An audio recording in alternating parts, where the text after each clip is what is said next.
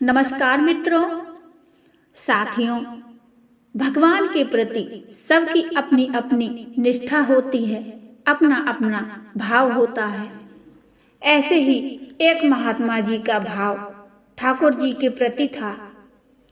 संत जी नित्य ठाकुर जी को भोग लगाते थे और फिर उस भोग को स्वयं खाया करते थे। एक दिन किसी मंदिर में भंडारा चल रहा था। अब भंडारे में बहुत सारा भोजन बनना था और बनने के बाद पहले संतों को पवाते, फिर सबको मिलता। इसमें बहुत देर लगती। तो महात्मा जी ने सोचा कि बहुत देर हो गई है, तो ये सोचकर बाबा जी ने मिश्री का भोग लगा दिया ठाकुर जी को और मंदिर चले गए। फिर जब संतों ने भोजन पा लिया, तब मंदिर से भंडार गृह से भोजन लेकर घर की तरफ चल पड़े कि ठाकुर जी को भोग लगाकर तब ही हम पा लेंगे। जब घर के निकट पहुंचे तो उन्हें याद आया कि उन्होंने मिश्री का भोग तो लगा ही दिया है। अब उन्हें लगा कि इसकी क्या जरूरत है, और जो भोग लगाने जा रहे थे उसमें से एक ग्रास उठाकर खा लिया। जब निवाला मुंह में रखा तो सोचने लगे कि जब घर आ ही गया था तो भगवान को भोग लगाकर ही खाता, लेकिन अब तो निवाला मुंह में डाल ही चुके हैं। तो बाबा को इस बात से बड़ा दुख हुआ और महात्मा जी मन ही मन अपने को धिक्कारने लगे कि हे पापी, तूने ठाकुर जी को भोग नहीं लगाया। भोग लगाकर खाता तो तेरा क्या बिगड़ जाता। घर के बाहर आकर ही तूने एक ग्रास खा लिया। घर के बाहर तो आ ही चुका था।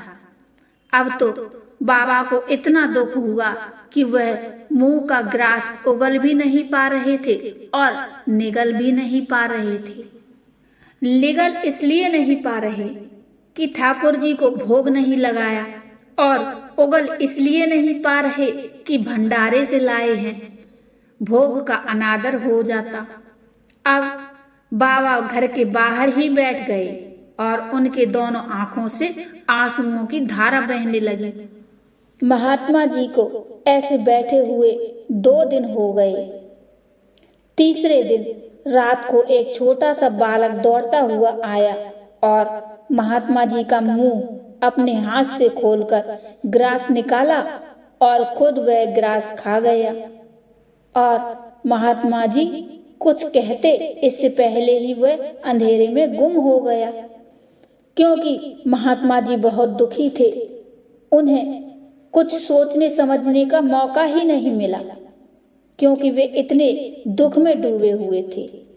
उन्हें दीन दुनिया की कोई खबर ही नहीं थी।